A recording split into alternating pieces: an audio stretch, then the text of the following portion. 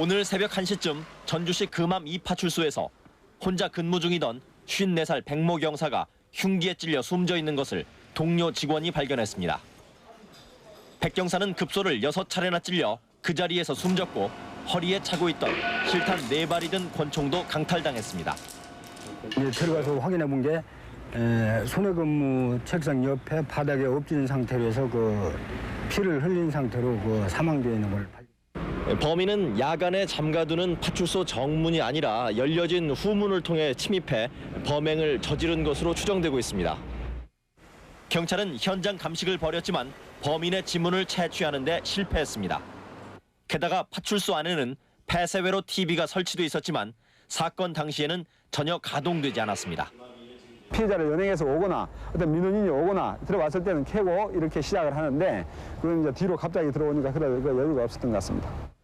경찰은 백 경사가 평소 원한진 일이 없다는 주변의 말에 따라 총기를 노린 계획적인 범행일 것으로 보고 있습니다. 특히 현장에 남겨진 운동화 족적과 범행의 대담성 등으로 미뤄볼 때 전문 폭력배의 소행일 것으로 추정하고 있습니다. 경찰은 범인이 탈취한 총기로 2차 범행을 저지를 우려가 있다고 보고 비상경계령을 내렸습니다. MBC 뉴스 유용입니다. 또 다른 장기 미제 사건이죠. 지난 2002년 전북 전주의 한 파출소에서 경찰이 살해되고 권총이 사라진 일이 있었습니다. 무려 21년 만에 당시 사라졌던 권총이 발견이 됐는데요. 사건의 실마리는 대전 은행강도 살인 사건의 범인들의 내분에서 시작됐습니다. 허현호 기자가 전해드리겠습니다. 지난 2002년 9월 전주 금암파출소에서 경찰 한 명이 흉기에 찔려 숨진 채 발견됐습니다. 책상 옆에 바닥에 엎진 상태에서 피를 흘린 상태로 사망되어 있는 걸. 389경 총기와 실탄 4발도 함께 사라졌지만 경찰은 21년째 범인의 실마리조차 발견하지 못했습니다. 그런데 지난 3일 경찰이 울산의 한 숙박업소에 숨겨져 있던 권총을 찾았습니다. 교도소에서 전북경찰로 온 편지가 실마리였는데 22년 전 대전 은행강도 살인사건의 주범 이승만이 보낸 것이었습니다. 자신이 총을 숨겨놓은 위치를 알고 있으며 공범인 이정학과 관련이 있다는 내용이었습니다. 대전 은행강도 살인사건 당시 자신이 총을 쏜 주범이라고 이정학이 자백하자 경찰에 제보한 것으로 알려졌습니다. 이승만은 전주 금암파출소 피살 사건이 벌어진 넉 달 뒤 대전 은행동에서도 현금 수송 차량을 훔치기도 했습니다. 수사 초기 단계라서 모든 가능성을 열고 수사를 하고 있는 단계고요.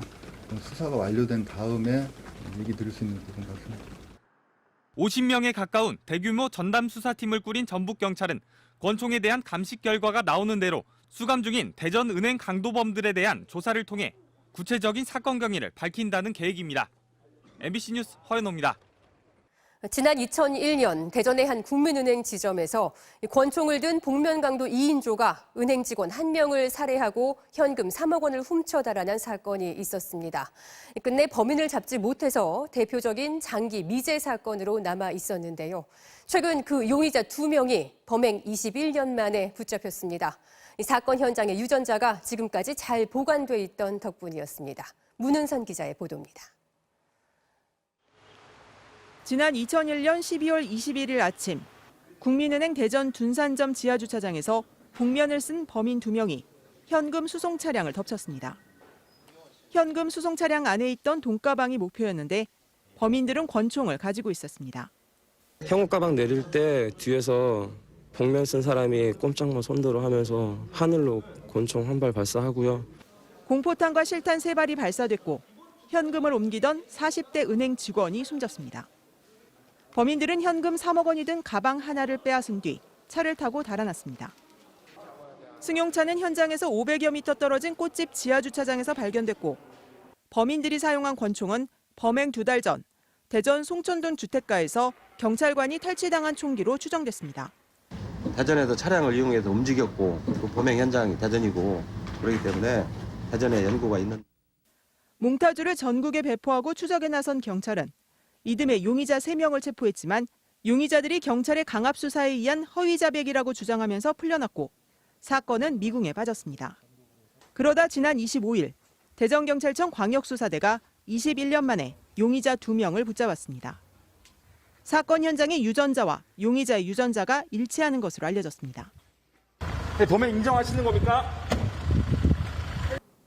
경찰은 그러나 매우 오래전 사건이라 증거가 충분하지 않고 용의자들이 일부 범행을 부인하고 있어 수사 사실이 공개되면 사건 관련자들이 진술을 거부할 가능성이 있다며 오는 1일 공식 브리핑을 통해 수사 결과를 밝히겠다고 말했습니다. MBC 뉴스 문은선입니다.